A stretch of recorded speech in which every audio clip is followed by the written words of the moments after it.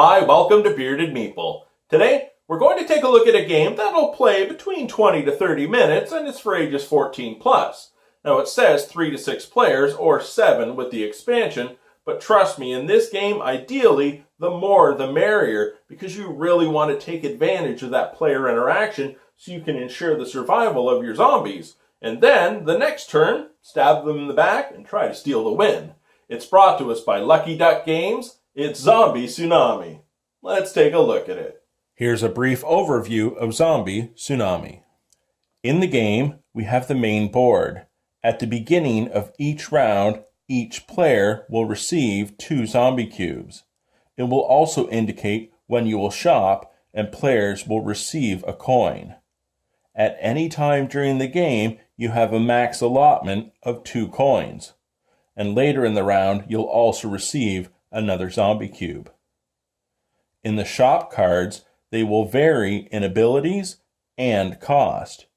Most of them are immediate use, but some of them you can hold on to and use later in the game, and others are permanent. The game will last over 3 rounds, and there are 2 decks of cards. One deck for round 1, another deck for round 2 and 3. And the roads you travel will get progressively more difficult. Each round, players will receive a new bonus card. If you fulfill its objective, you can earn additional zombies. Players will also receive 3 tokens for voting, because during gameplay, you may have to join with another zombie horde to beat the card. We have citizen tokens, and then the zombie cubes. We also have brain tokens to break ties. Let's take a look at the setup and the gameplay. Examples of shop cards are purchasing additional zombies, stealing zombies, gaining citizens, saving zombies when they're bombed, or switching objective cards with another player. As you travel down the street and around, you will be possibly rolling your zombie cubes in order to save them, gaining additional items, or bombing players, and even joining forces. We'll explain how that works in a moment. We have our coins, our brain tokens for breaking ties, and the citizen tokens. And then we have our zombie cubes. Shuffle the shop cards and lay them out 3 more than there are players. And then we have our 2 permanent ones as well. When it comes to the round cards, you will shuffle the round 1 cards, but for round 2 and 3, you will separate them into 2 decks of 5 cards each, because in the top deck, you will shuffle in the bus card, in the bottom deck, you will shuffle in the plane card.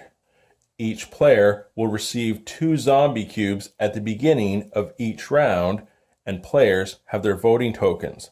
They'll also, at the beginning of each round, receive a different secret bonus card. We're ready to begin. A round happens very quickly. A card is revealed, you take the appropriate action, move on to the next card. Examples of what will happen is there are push cards. Players will roll all their zombies, and then any zombies that land face up return to the supply based on the number shown. It could be 1 zombie, 2 zombie, 3 zombies, or have an infinity sign, and any zombies that are face up are returned. The next card is revealed, and now this is where the player interaction takes place. You have to push a vehicle. Players will vote based on which team they would like to join, so the total number of zombies in that group is equal or greater than what's listed on the card. Players secretly select a token and reveal it. If the team you joined with, if your zombies are greater than the card, you survive. Any team that has less than what's listed on the card, they will lose 2 zombies to the supply. It will then move to the shop phase. Whoever has the least zombies will go first. Each player first gains their coin. Cards cost different amounts, and remember, we have the 2 permanent ones. Things will vary from gaining a zombie from the supply, stealing a zombie, gaining 2 citizen tokens, which can be good because at the end of the round, citizens will turn into zombies. Whoever has the most zombies at the end of the game is going to win. But be careful, another player can bomb you and kill all your citizens. If you don't have citizens, you'll lose a single zombie. End gameplay continues by revealing the next card.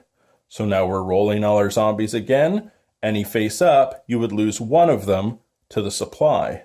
At the end of the round, players will get new objective cards. You'll go on to the next round and receive 2 zombies at the start. At the end of 3 rounds, whoever has the most zombies will win. Here's a couple of rules to note. If ever during the game you have no zombies, simply take one from the supply, and you have a max of 2 coins you can hold, and you don't have to spend them because remember, some cards are more expensive, so you may want to save those 2 coins for later. If ever during the game there's a tie, players will select a brain token and flip it. Whoever has the highest value breaks that tie, and there's no limit on how many zombies you can have because the player with the most zombies will win. And that, my friends, is Zombie Tsunami. And I'll tell you what, as a filler game, it's fantastic. It's fast, it's frantic, and it's a heck of a lot of fun. I really enjoyed it. I love the player interaction at the higher player count. 3 was definitely a 5 to 6 player game. And as I said, you can turn around and backstab one and maybe even steal the win from them. But hey, it's a quick game. You can play it again right away. And I also love just rolling the handful of cubes and trying not to get a zombie face. Also, there's Bird, which you can try, and it was a nice little spin on the game as well. I hope you get a chance to check it out. I'll talk to you again soon.